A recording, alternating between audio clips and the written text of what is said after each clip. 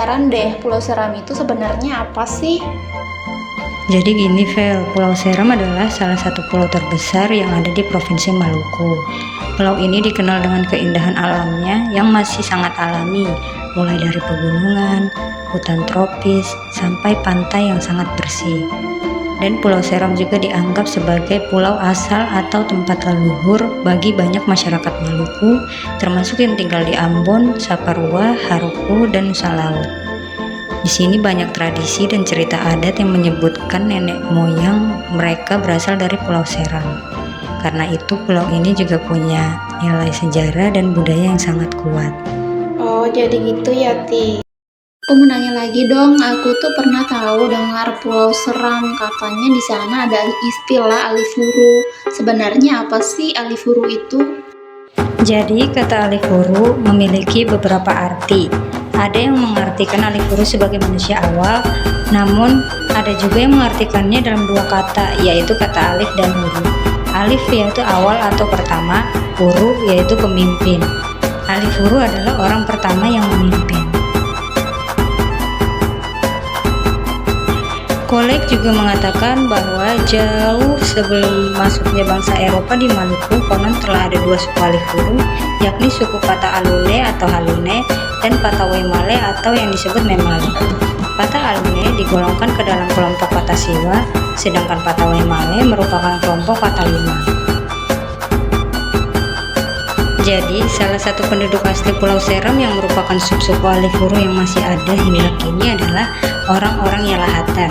Secara administratif, wilayah mereka masuk ke dalam wilayah negeri Tamilo, Kecamatan Amahai, Kabupaten Maluku Tengah. Suku Yalahatan adalah salah satu kelompok subsuku alifuru.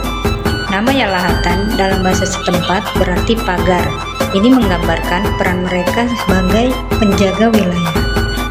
Mereka termasuk kelompok Pata Siwa Alune yang terlihat dari penggunaan kata siwa dalam kapata atau tradisi lisan, serta ciri adat seperti bentuk bayi leo, batu pamal yang menghadap laut, dan mahar berkelipatan 9. Kehidupan masyarakat Yalahatan masih sangat kolektif.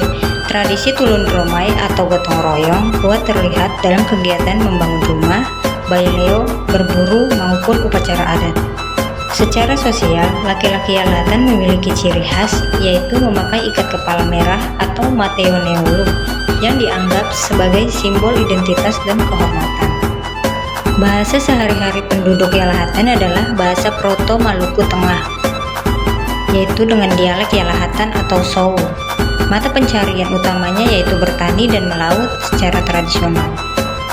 Desa Yalahatan memiliki sejumlah bangunan adat yang masih aktif digunakan, diantaranya Usali atau Bayi Leo sebagai pusat rapat dan upacara adat. Di sekelilingnya terdapat rumah-rumah soa atau pamali yang ditempati para pemangku adat seperti Latu atau Raja Tanah, Maatoke yaitu Panglima, serta 2 kapitan. Rumah pamali tidak boleh dimasuki orang luar. Ada pula rumah posene, yaitu rumah khusus perempuan saat pertama haid atau melahirkan.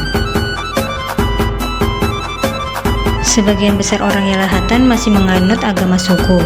Sisanya menganut agama lain seperti Islam, Kristen, Protestan, dan Katolik. Masyarakat Yalahatan hidup dalam damai meskipun mereka hidup dalam 4 agama yang berbeda. Namun mereka saling menghargai satu dengan yang lain, bahkan mereka masih menerapkan budaya saling tolong antar sesama. Ada filosofi dalam bahasa setempat, yaitu Siwa Saemae, 5 Saemae, yang artinya siapapun bisa datang, siapapun bisa membangun negeri. Itulah bentuk keterbukaan orang-orang Yalahatan. Adapun makanan khas dari suku Yalahatan yaitu sagu dan ikan. Sagu biasanya diolah menjadi papeda, yaitu bubur sagu yang bertekstur kental dan lengket. Sedangkan ikan segar diolah menjadi ikan kuah kuning yang memiliki cita rasa gurih dan beraroma rempah khas Maluku.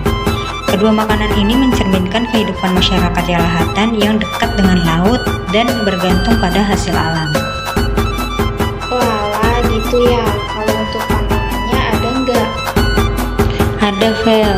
Jadi dalam masyarakat Maluku Tengah ada pantangan makanan, misalnya yang namanya itu sasi, yaitu melarang sementara mengambil ikan, kerang, atau buah tertentu. Selain itu ada juga pantangan khusus untuk kelompok tertentu seperti ibu hamil atau anak-anak yang tidak boleh makan jenis ikan tertentu atau makanan yang dianggap panas atau lengket.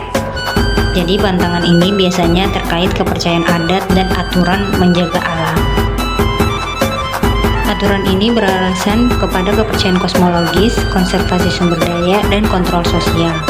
Jadi dampaknya bagi kesehatan bisa positif karena menjaga ketersediaan pangan, tetapi bisa negatif jika pantangan menghalangi kelompok rentan seperti ibu hamil atau anak-anak dalam mengonsumsi makanan bergizi.